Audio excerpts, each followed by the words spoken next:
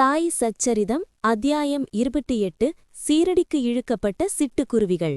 சாய்பாபா அடிக்கடி கூறுவதாவது, எனது பக்தன் எவ்வளவு தூரத்தில் இருந்தாலும் என்னிடமிருந்து 3000 மைல்களுக்கு அப்பால் இருந்தபோதும் காலில் நூல் கட்டியுள்ள சிட்டுக்குருவி இழுக்கப்படுவதைப் போன்று அவன் சீரடிக்கு இழுக்கப்படுவான்.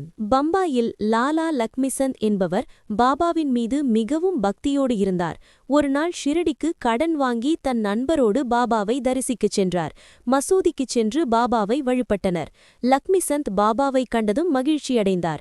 பின்னர் பாபா கூறினார், மார்வாடியிடமிருந்து கடன் வாங்கிக் கொண்டு தரிசனத்துக்காக வரவேண்டியதன் தேவை என்ன? உள்ளத்தின் ஆசை இப்போது நிறைவடைந்ததா?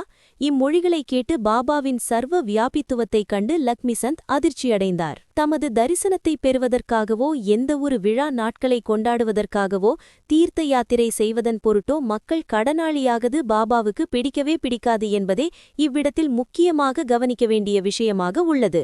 பர்ஹான்பூரில் உள்ள ஒரு மாது சாய்பாபா தன் வீட்டுக்கு வந்து அவர்தம் உணவுக்காக கிச்சடி பிச்சை கேட்டுக் கொண்டிருப்பதாக கனவு காண்டாள். கணவனும் மனைவியும் சீரடியை அடைந்து அங்கு 2 மாதம் தங்கினர். அவ்விருவரும் கிச்சடியை நைவேத்தியமாக சமர்ப்பிக்க சீரடிக்கு வந்தனர். ஆனால் ஏனோ முடியவில்லை.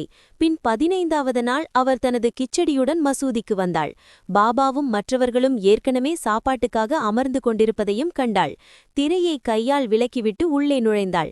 அப்பலகாத்துடன் அவள் வந்ததும் பாபா மிகவும் மகிழ்ந்து கரண்டி கரண்டியாக கிச்சடியை உண்டார். இந்த கிச்சடி கதையை கேட்கிறவர்கள் எல்லாருக்கும் பக்தர்கள் பால் பாபா கொண்டிருந்த அசாதாரண அன்பு உறுதியாயிற்று. ராவ் பகதூர் ஹரிவிநாயக் சாடேயின் பிராமண சமையலார்க்கனான மேகா ஒரு ஏழை பிராமணன், படிக்காதவன், ஒரு சிவபக்தன். நமசிவாய என்று சதா காலமும் ஸ்மரித்து வந்தான். சாடே சீரடி சாய்பாபா சிவனின் அவதாரம் என்று கூறி சீரடிக்கு புறப்படச் செய்தார். சாய்பாபா ஒரு முகமதியர் என்று கேள்விப்பட்டான்.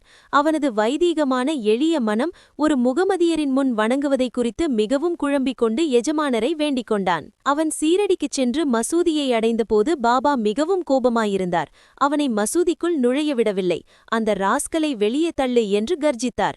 நீ உயர்ந்த ஜாதி பிராமணன், நான் கீழான முகமதியன். இங்கு வருவதால் உனது ஜாதி இழந்து விடுவாய் என்று அவனை நோக்கி உரைத்தார். இவ்வுரைகளை கேட்டதும் மேகா நடுங்கத் தொடங்கினான்.